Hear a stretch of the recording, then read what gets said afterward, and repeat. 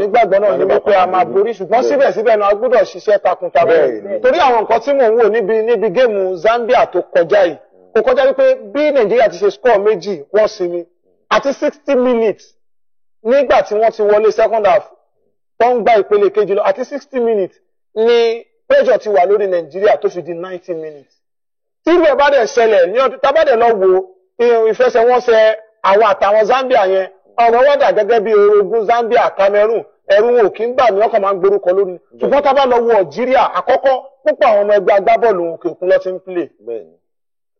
àwọn ọmọ ìdẹ́kẹ̀rẹ̀ wọ́n dà gẹ́gẹ́ bí kíní mo lè fi wé ná kíní kan ayára bí àṣà ni bóyá bí ọkọ̀ òfurufú bóyá bí ìbàlú ayára bí àṣà ni kí wọ́n wọ́ torí pé wọ́n fast púpọ̀ Nàìjíríà dẹ̀kẹ̀rẹ̀ gẹ́hùnrin là ń ṣe jẹ́jẹ́jẹ́jẹ́ ó máa ń fẹ́ ṣẹlẹ̀. tábà ní ká wo líìgì ilẹ̀ wọn ìyẹn líìgì ilẹ̀ Egypt àwọn ọmọ ilẹ̀ wa tó máa ń lọ ilẹ̀ Egypt wọ́n máa ń lọ ilẹ̀ Tunisia àwọn lọ ń gbá bọ́ọ̀lù ńbẹ̀ wọ́n á kó líìgì wa wọ́n láwọn ti di professional ṣé líìgì ilẹ̀ wọn dá púpọ̀ wọ́n ní ètò wọ́n ti ètò tó dá ti wà ńlẹ̀ tó yẹ pé wọ́n ń wu ìwúrí wà fún wọn láti dúró wọ́n ní ká wo àwọn Mohammed Salah àwọn kọ̀ọ̀kan tó ti gbà tó jẹ́ ọmọ ilẹ̀ Egypt Ozam Hassan ó lóun ò kúrò nílẹ̀ Egypt àbòfíkà gbogbo wọn ibẹ̀ wọ́n ti gbá owó wà ń bẹ̀ iyì wà ń bẹ̀ gbogbo nǹkan tí wọ́n fẹ́ àwọn ohun àlùmọ́ọ́nì tí wọ́n máa nílò láti máa fi ṣe ìgbárayá ìgbáradì ibẹ̀ ló wà ń bẹ̀. wá sí Nigerian Premier League wa nísìnyí highest goal scorer wa ṣó mọ̀ pé Ọbájì ṣó mọ̀ pé bọ̀bọ̀ yẹn nísìnyí tí ó bá lè seal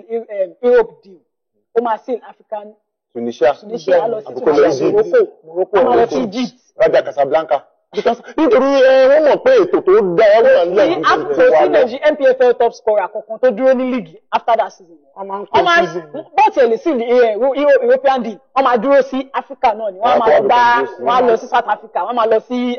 nítorí náà ṣé ọjọ́ ètò mi náà ṣé ti Egypt náà a rí pé ó yẹ ti Algeria ọlọ́dúnrún ọmọjà tún fàágùn púpọ̀ tí Algeria ta máa wọlé náà ẹjẹ́ àlọ́wọ́ bọ́ọ̀lù Zambia ìkájí ẹ̀wọ́ bó ṣe rí káwọn ará ilé náà kí wọ́n ṣe kíni káwọn náà fún ojú lóúnjẹ wọ́n lè mọ̀ wípé àwọn ọmọ yìí ń ṣiṣẹ́ o ṣùgbọ́n síbẹ̀síbẹ̀ náà wọ́n tún nílò kí wọ́n tún máa gbáradì sí ẹjẹ́ àdókè lọ́run kájọ lọ fojú ara wa lóúnjẹ báyìí.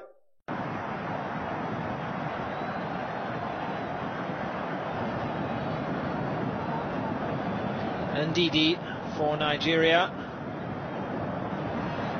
and that's a chance, and it's a goal. It's in. It's in. Nigeria takes the lead, and Nigeria in possession. 3 minutes left in the first half, and it's 2-0. 2-0 for Nigeria.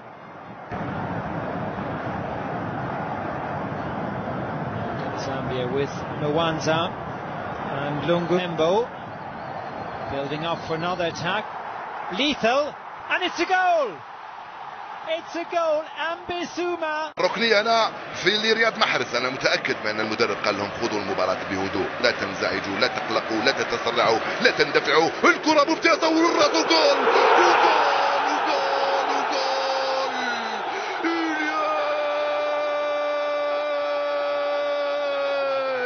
الراسية من إسلام والرجل اليمنى من هلال طالع الهلال من هناك على اليمين في القائمة الثانية. سلام قلنا لكم بأن الكرات الثابتة نحن أقوياء.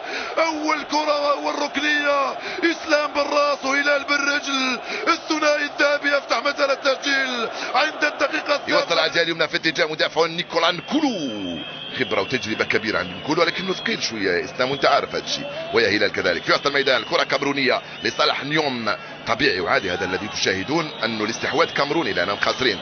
لياسين كادامورو وين رحت يا الياسين وين رحت يا الياسين وين رحت يا الياسين وين رحت يا الياسين وين رحت يا الياسين وجول وين رحت يا الياسين وجول وين رحت يا الياسين وجول عند الدقيقة 24 من عمر المباراة.